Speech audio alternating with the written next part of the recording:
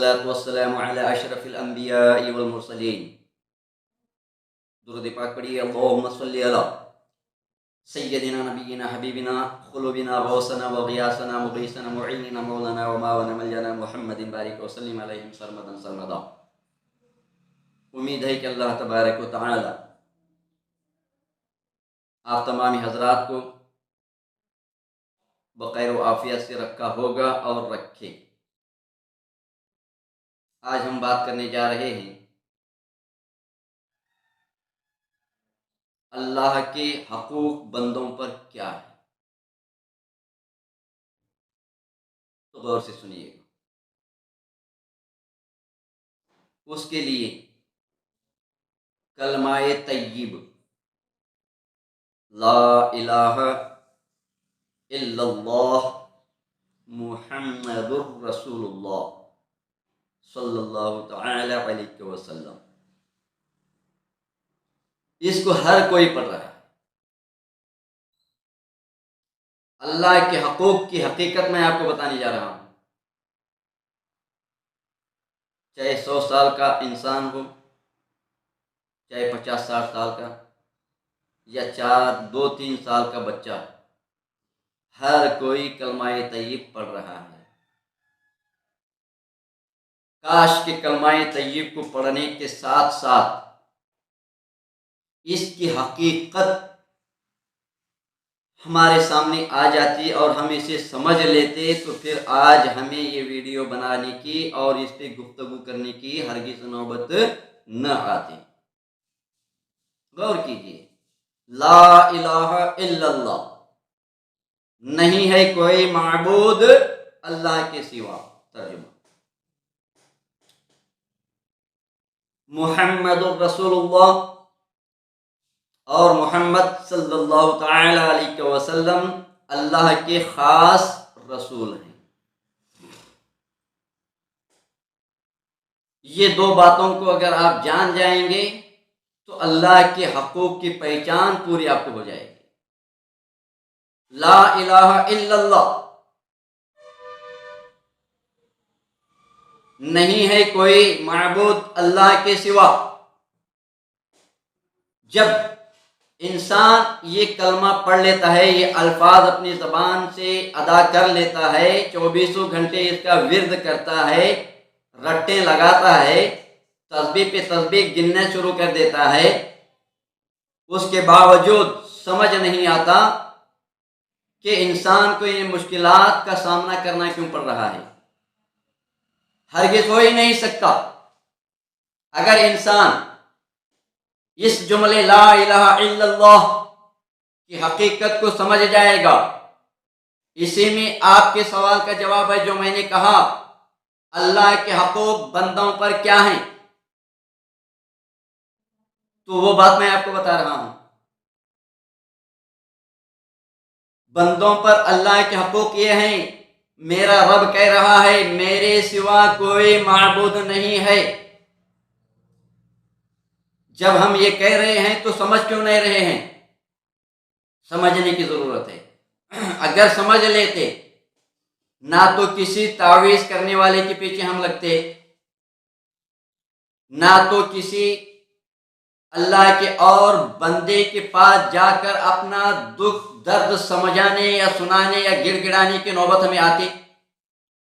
جیسے کسی منسٹر کے پاس لنک لگا کر کے جا کے 100 مرتبہ اس کے سامنے جھک مارنا، یا کسی وکیلوں کے پاس جا کر جھوٹے موٹے دلائل کو، جھوٹے موٹے حوالات کو دے کر کے اس کے سامنے عاجزانہ، یہ بھی نہیں ہوتا. کسی بڑے عہدیدار کے پاس جا کر منتیں کرنا، یہ بھی ہم سے نہیں ہوتا. کاش اگر اس جملہ لا الہ الا اللہ کی حقیقت کو ہم سمجھ جاتے. کیوں؟ اس میں اللہ نے کہا کہ اے میرے بندو، یاد رکھو تمہارے سب کے لیے میرے سوا کوئی معبود نہیں ہے. اس لیے میری وحدانیت میں کسی کو شریک نہ کرو. میری وحدانیت میں किसी को शरीक मत ठहराओ, मेरे सिवा किसी पे भरोसा ना करो, मेरे सिवा किसी से कुछ मदद ना मांगो। इंसानों के पास जाकर हम आज मदद मांगते हुए नजर आते हैं, वजह क्या है आप बताइएगा। अल्लाह के हकूक को जिसने पहचान करके अदा किया, जैसे अल्लाह को माबूद तो मान लिए, पहचानना जरूरी है। अगर पहचान जाओगे तो फिर दुनिया आपको पहचानेगी। उसकी मिसालें सरकार सैयदना महबूबे सुबहानी, खुतबे रब्बानी, पीर लासानी, सैयदी शेख अब्दुल कादर जिलानी बगदादी रज़ी अल्लाह तआला अन्हु, इन्होंने रब को पहचाना, उसके हकूक को पहचाना। पहचानने के बाद सारी दुनिया के गौस बन गए, रब के लाडले महबूबे सुबहानी बना दिए गए। क्यों? उस रब को गौसे आजम ने पहचाना, जिस रब ने तुम्हें और हमें बल्कि कायनात के जर्रे जर्रे यहां तक कि 18,000 मखलूक को पैदा किया, उस जात हकीकी को पहचाना गया। तब चल करके वही मालिक हकीकी ने अपने एक बंदे अब्दुल कादिर जिलानी से निकाल करके महबूब सुबहानी बना दिया। काश ये बातों की हमें जरूरत है। अब एक सवाल यहाँ पे लोगों के जहन से निकलता है, किसी से मदद ना मांगे, बेशक ना मांगे। किसी की चौखट पे जाकर क्यों गिड़गिड़ाएं? हरगिज़ ना गिड़गिड़ाइएगा। वो कैसे? आप दूसरा सवाल ये करते हैं, बगैर किसी के पास गए हमारी जिंदगी की सांस ही नहीं चलती। डॉक्टर के पास भी जाना पड़ता है, हकीमों के पास भी जाना पड़ता है, आमिलों के पास भी जाना पड़ता है, वकला के पास भी जाना पड़ता है, तिब्बा के पास भी जाना पड़ता है, और बड़े बड़े शैतानी किस्म मिनिस्टरों के पास भी जाना पड़ता है। इनके बगैर हम दुनिया में रह नहीं सकते। ये तुम्हारी सोच ही तुम्हारे लिए गलत करेगी। क्यों? वो इसलिए कि तुम्हारा ईमान मुकम्मल नहीं हुआ। अगर हुआ है तो मेरा जवाब आप दें कि मेरे महबूब सुबहानी खुतबे रब्बानी शेख अब्दुल कादिर जिलानी रज़ी अल्लाह तआला अन्हु, इन्होंने भी, आपने कितनी शादियां की? एक या दो? मेरे गौस 4 शादियां की। और तुम्हारी हमारी औलादें कितनी हैं? बहुत भले तो 8 या 10, वो भी किस्मत वालों को होती है। वरना आज का ये कहना है ना शैतानी दौर का, शैतानी सिफ्त वाले अकल के अंधों का, कि हम दो हमारे दो, बस 1-2 बच्चे कर लिए, दम आ गया, बस खत्म हो गए, काट के फेंक देते हैं। मर्दों की निशानी है ज्यादा बच्चे पैदा करना। ये मैं नहीं, मेरे रब का, मेरे मुस्तफा का फरमान है। जितने ज्यादा बच्चे होंगे उतनी उसकी मर्दानगी की पहचान होगी। आप सुनिएगा, मेरे गौसे आजम दस्तगीर रज़ी अल्लाह ताला अन्हु के 4 अज़वाज पाक हैं, 4 बीवियां हैं, और इनमें 27 बेटे 29 बेटियां हैं। कितने? 27 बेटे हैं, 29 बेटियां हैं, हो गए कितने? अंदाज आप लगाएं। 56। 50 पर 6 औलादें गौसे आजम दस्तगीर की हैं। कौन से मिनिस्टर के पास जाकर के मदद मांगी थी? कौन से वकील के पास जाकर के वकील के राय मशवरा लिए थे? कौन से हकीम, कौन से डॉक्टर के पास जाकर के अपने 56 औलादों की तरबियत के खातिर, जो आप कहते हैं ना बगैर वसीले के स्कूल में एडमिशन नहीं मिलता, बगैर वसीले के पुलिस स्टेशन से रिहाई नहीं मिलती, बगैर वसीले के कोर्ट में सुनाई नहीं होती, बगैर वसीले के दुकान नहीं चलती। अरे कमबख्तो, याद रखो, ये ऐसे दुनिया के शैतानी वसीले शैतानी ख्यालात वालों के लिए जरूरी होते हैं, अल्लाह वालों के लिए नहीं। کاش اگر اللہ والے ہوتے، جیسے کہ محبوب سبحان خطب ربانی پیر لاستان شیخ عبد القادر جیلانی رضی اللہ تعالیٰ عنہ کے ایمان کا محاسبات کریں. انہوں نے اللہ کو پہچانا، اللہ کے حقوق کو پہچانا، اس پہ جب عمل کیا تو اللہ نے 4 نکاح کرنے کا حکم دیا. 4 نکاح آپ نے کیا. ان 4 بیویوں کے ذریعے میرے رب نے اپنے بندہ اور بندیوں کو 27 بیٹے 29 بیٹیوں کی شکل میں عطا کیا. عطا کرنے کے بعد اتنی اولادیں غوث اعظم دستگیر کے زمانے سے لے کر آج تک ہی نہیں، قیامت کی صبح تک کوئی بھی مرد کے اندر اتنی اولادیں ہو نہیں سکتی. اتنی اولادیں رکھنے کے باوجود، 4 بیویوں کو سنبھالنے کے باوجود کون سے منسٹر کے پاس جا کر کے آپ نے مدد مانگی؟ کوئی انسان ہے بتا سکتا ہے؟ کون سے وکیل کے پاس جا کر کے اس کی چوکٹ کو چوما؟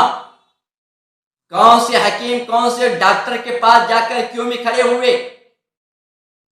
ارے اللہ کے بندو، اس غوث اعظم دستگیر کا آپ نام لینے والے ہیں، اسی غوث اعظم دستگیر کی نیاز کرنے والے ہیں، ان کے نام پہ اپنے آپ کو قربان کرنے والے ہیں.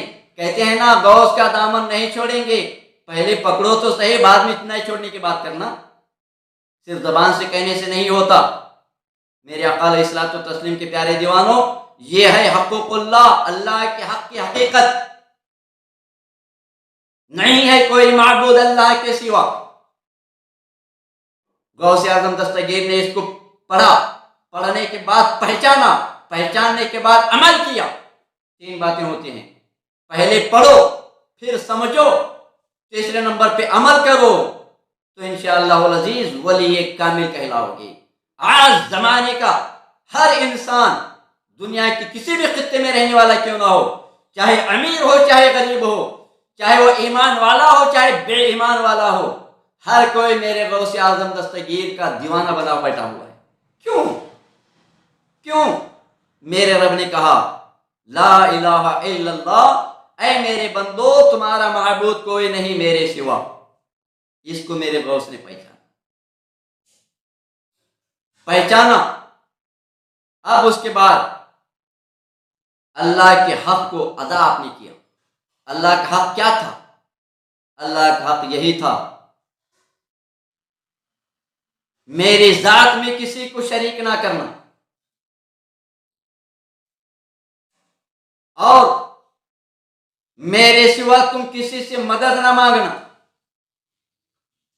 میرے سوا کسی پہ اعتبار و بھروسہ نہ کرنا، میرے حکم پہ اپنے آپ کو قربان کر ڈالنا. 4 نکاح آپ نے کیے.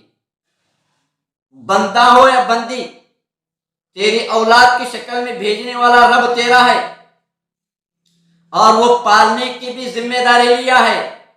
تو پھر تو کیوں فکر مند ہوتا ہے اپنی اولاد کی پرورش کے خاطر؟ اس اولاد کو پالنے کے لیے جو اولاد قیامت کے میدان میں تمہیں پہچاننے سے انکار کرے گی، اس اولاد کی عیش و عشرت کے لیے، اس اولاد کی گاڑی دلانے کے لیے، اس اولاد کو موبائل دلانے کے لیے، اس اولاد کو اچھے اچھے کپڑے پہنانے کے لیے، اس اولاد کو اچھا مکان بنوانے کے لیے، اس اولاد کو اچھا کھانا کھلوانے کے لیے آپ اللہ کے دیگر بندوں کے حقوق کو مارتے چلے جاؤ گے، اور وہی اولاد میدان حشر میں تمہارے خلاف ہوگی، اور رب کائنات کی بارگاہ میں انصاف جب قائم ہوگا تو وہ کہے کہ اے رب العالمین، میرے باپ نے میری تربیت کے اندر ایک دوسرے کا حق مار کر کے میرے کالج کی اسکول کی فیس کو بھرا، تیرے دیگر کمزور بندوں کے حقوق کو کچل کر کے میرے باپ نے مجھے گاڑی دلائی، تیرے کمزور بندوں کے حقوق کو پامال کر کے میرے باپ نے میرے پیٹ میں کھانے کے لقمے ڈالے. آپ کے خلاف آپ کی اولاد گواہی دے گی. سورۃ زلزالہ کو پڑھ کر کے آپ دیکھیے، قرآن مجید کی بہت ساری آیتیں اس بات کے اوپر گواہ ہیں کہ آپ کی اولاد میدان حشر میں عادل کے سامنے عدل مانگے گی. عادل میرا رب ہے, مانگے گی عدل, انصاف مانگے گی. کاش اے رب العالمین ایسے باپ کے پیٹ میں مجھے پیدا کرنے سے بہتر تھا نہ پیدا کرا ہوتا. آج میدان حشر کی سختیوں سے میں بچ جاتا. اس طریقے سے یہاں پہ مجھے مارے مارے بھٹکتے پھرنے کی نوبت نہ آتی. میدان حشر میں آپ کے خلاف گواہی دیں گے. آپ اس اولاد کی تربیت کے خاطر اللہ کے دیگر بندوں کے حقوق کو کچلیں گے. اپنی جب غرض ہوگی تو رات و دن آ کر بیٹھ کو رو رو کر کے اپنے کام نکال لیں گے. جب اس کا حق دینے کی نوبت آتی ہے تو بیوی اور بچوں کو پوچھ کر کے دیں گے. لعنت ہو تمہاری سوچ پر, تمہاری عبادتوں پر, اور تمہاری صورت پر, تمہاری زبان پر. ایسے نکمے شیطانی صرف بدذات انسانوں پہ اللہ کی لعنت. اپنے مقصد کے لیے جب آؤ تو بیوی بچوں کا نہیں سہارا, بیوی بچوں کو نہیں پوچھ کے آتے. جب کام نکل جاتا ہے, جب دینے کی بات آتی ہے تو بیوی کو پوچھنا چاہیے, بچوں کو پوچھنا چاہیے. ارے نامردو, تمہاری مردانگی پہ لعنت ہو. اللہ تمہاری کوئی عبادتیں قبول نہ کرے. اللہ تمہارے نہ حج قبول کرے, نہ روزے قبول کرے, نہ حج زکات, نہ تو کوئی تمہاری نیکیاں قبول کرے. کیوں قبول نہ کرے گا؟ اس لیے کہ تم نے ہمارے حق کو مارا ہے. اللہ کے دیگر لاچار بندوں کے حقوق کو تم نے کچلا ہے. کچل کر کے حج کرنا قرآن کی کون سی آیت میں ذرا بتا کے دو. اللہ کے کسی ضرورت مند بندے کے حقوق کا پامال کر کے زکات دینا یا روزہ رکھنا یا نماز پڑھنا قرآن پاک کی کون سی آیت میں ثابت کر کے بتاؤ. نہیں تو پھر تم سب کچھ ریاکاری میں شامل ہو گئے. اور یہ ریاکاری, یہی تمہاری ریاکاری میدان حشر میں تمہیں جہنم تک پہنچا کے رہے گی. ہمارا چیلنج رہا. اس لیے میرے آقا علیہ الصلوۃ والتسلیم کے پیارے دیوانوں, حقوق اللہ کی حقیقت یہ ہے اللہ کے ذات میں کسی کو شریک نہ کرو, اور اللہ کی قدرت پہ بھروسہ رکھو. موت بھی تمہارے سامنے آ کر کے کھڑے ہو جائے گی تو حکم خدا کے بغیر تمہارا کچھ نہیں بگاڑ کر سکتی. اس بات پہ ایمان لاؤ. اب رہی بات تمہاری بیویوں کو, تمہارے بچوں کو پالنے والا کون؟ ان کے خاطر میرا رب وعدہ کر دیا ہے. اس کا مثال بھی تو آپ کے سامنے بتائی گئی ہے. کیا بتائی گئی ہے؟ جب ماں کے پیٹ میں بچہ ہوتا, ماں کے پیٹ سے باہر زمانے میں آنے کے ہفتہ 15 روز پہلے اللہ اپنے اس بندے کو دنیا میں, ماں کے پیٹ سے دنیا میں بھیجنے سے پہلے ماں کی پستانوں میں اس کا رزق پہنچا دیتا ہے. اتنا بھی نہیں سمجھتے. لعنت ہو ایسی نا سمجھ نا اہل بدذات انسانوں پر. اللہ ثابت کر کے بتا رہا ہے میرا بندہ ابھی 10-15 دن کے بعد دنیا میں آئے گا. اس کا کھانا اس کی ماں کی گود میں پہلے سے میں دے دیا. جب وہ اتنی قدرت کا انتظام کر کے وہ تمہیں دکھا رہا ہے کہ مجھ پہ ایمان لاؤ, میرے ساتھ کسی کو شریک نہ ٹھہراؤ, میرے سوا کسی سے مدد نہ مانگو, اتنا سب کچھ بتا کو دینے کے باوجود بھی پھر اپنے آپ کو کہتے ہیں کہ ہم مسلمان. قرآن پڑھو گے, نماز پڑھو گے, روزہ حج و زکات ادا کرو گے, 24 گھنٹے اللہ اللہ کرتے رہو گے, پھر ایک دوسرے کے بندوں کے حقوق کو مارتے پھریں گے. جب اپنا مقصد ہوتا ہے, اپنی غرض ہوتے ہیں, اپنی کھجلی جب مٹانے کی نوبت آتی ہے تو نہ بیوی کو پوچھتے ہیں نہ بچوں کو پوچھتے ہیں. رات کے 2-2 بجے تک اگر جھک مارتے بیٹھتے ہیں. جب مقصد حل ہو جاتا ہے, اب اس کے عوض جب دینے کی باری آتی ہے, اس کا بدلہ چکانے کی باری آتی ہے تو بیوی بچوں کو پوچھنا پڑتا ہے. اللہ تبارک و تعالیٰ ایسی بد خلق بد نیت انسانوں کی کوئی عبادت قبول نہ کرے.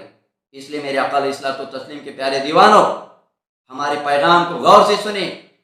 حق بات کبھی بھی کڑوی ہوتی ہے اور کڑوائی سے ہم کبھی ڈرنے والے نہیں.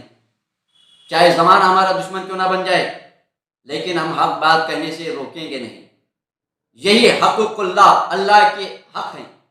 اس کو پہلے پہچانو, اس کے بعد انشاءاللہ العزیز آپ دنیا کے اندر سر اٹھا کر جینے کے لائق بنے گی. آپ کی ہر ایک عبادت رب کعبہ کی بارگاہ میں قابل قبول ہوگی. یہ رہا پارٹ 1. اس کے اوپر حقوق اللہ پہ ہم بات کریں گے پارٹ 2 میں. آپ انتظار کیجئے. جیسے ہی ویڈیو اپلوڈ ہوگا آپ کے پاس پہنچنے کے خاطر ہمارے channel G M Islamic channel کو سبسکرائب کریں.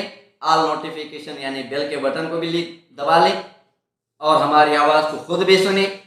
اپنے احبابوں میں، اپنے رشتہ داروں میں جہاں تک آپ کی پہچان وہاں تک یہ آواز کو پہنچائیں.